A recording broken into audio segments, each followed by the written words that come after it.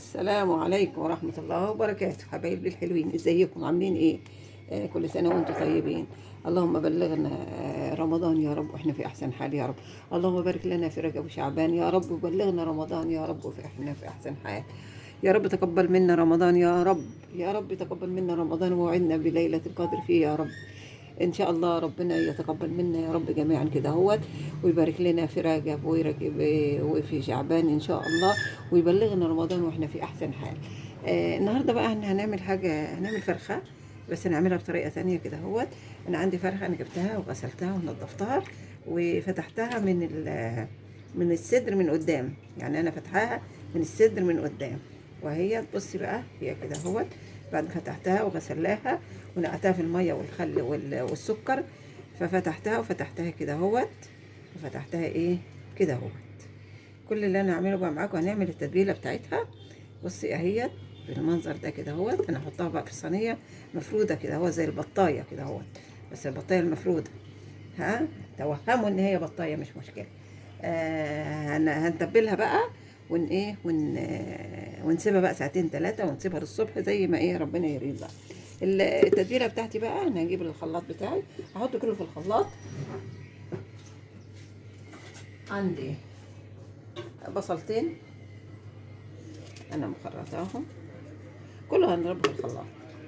بصلتين متوسطين يعني مش ايه، مش كبار يعني، بس هم طلعوا صغيرين يعني، فعشان كده قلت بصلتين. عندي بصلتين اهمت. انا عامه لما بعمل تتبيله بعمل تتبيله بزياده وبشيلها، يعني مش كل شويه بقى. ساعات بيجيلك حاجات طارئه كده هو وانت عاوزه تعمليها، فبروح انا بحب ان انا اعملهم واشيلهم كده اهو. وعندي فلفل الوان، فلفل احمر وفلفل اصفر، هنحط حبه منهم، حبه فلفل بيدي ريحه حلوه. الفلفل الالوان بيدي ريحه حلوه وطعم حلو برضو. هنحط بقى التوابل بتاعتنا.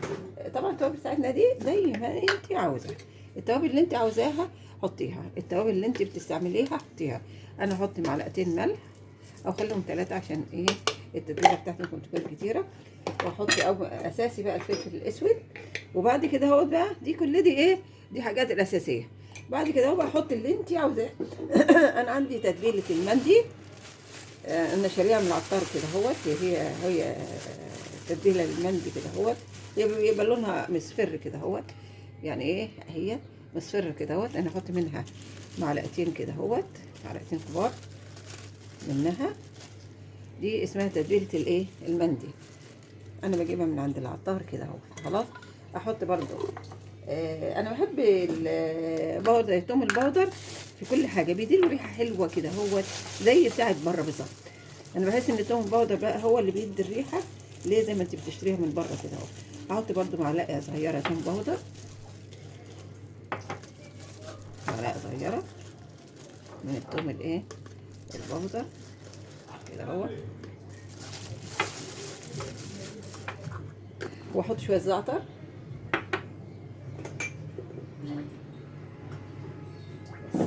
واحط شويه ايه كاري. يبقى ايه دي التتبيله اللي انا بحب اتبل بيها.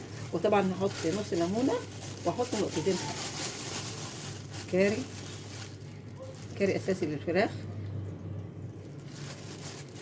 بيدي ريحه حلوه ويخلي الفراخ طعمها حلو كده. خلاص، يبقى كده هو اللي انت عاوزاه بقى حطيه، اي تتبيله انت عاوزاها حطيها زي ما انت عاوزاه. انا هحط نص ليمونه وهحط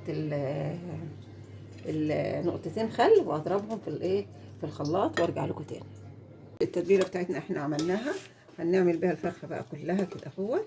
نسيبها زي ما تقدري تسيبيها كده اهوت، في كل حته.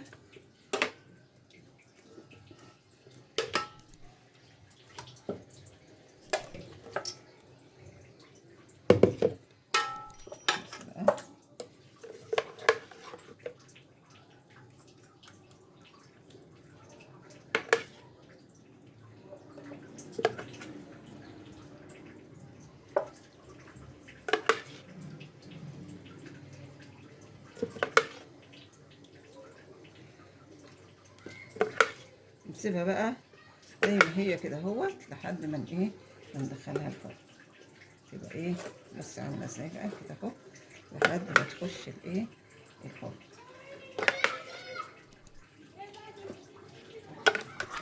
خلاص كده اهوت.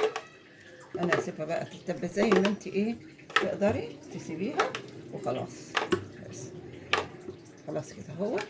1 hour later. سبت الفرخه بتاعتي تتبلت كويس.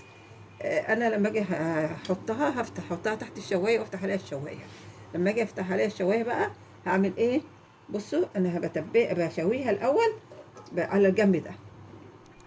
انا بسويها الاول على الجنب ده واحطها بقى ايه على الجنب ده كده اهوت تحت الايه تحت الشوايه لحد ما تستوي. هي مش بتاخد ربع ساعه بالظبط، ربع ساعه بالظبط، واقلبها على الوش التاني وارجع لكم تاني. كده اهوت انا طلعت الفرخه بتاعتي.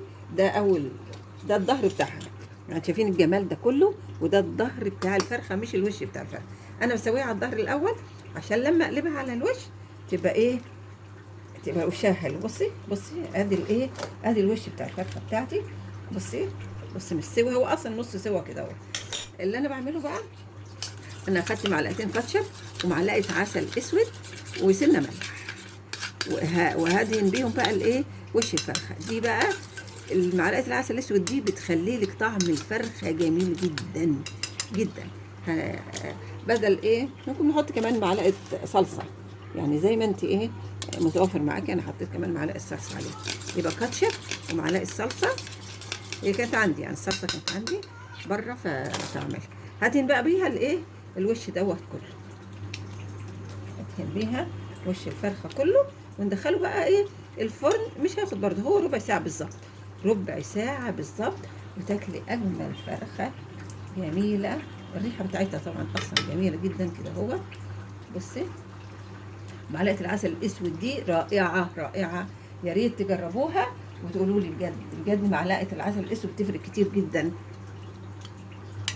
بصي خلاص كده اهو. انا بقى هدخلها جوه الفرن تاني على الشوايه. كل ده انا فاتحه الشوايه وهدخلها، هي برد شويه هدخلها بقى ايه على الشوايه وارجع لكم تاني. الفرخه بتاعتي كده انا طلعتها خلاص من الفرن. بصي جمالها بقى، مش قادره اقول لكم الريحه بتاعتها، ريحتها شكلها ايه جميله جدا. بصي كلها مستويه جميله جدا فعلا بجد جميله جدا.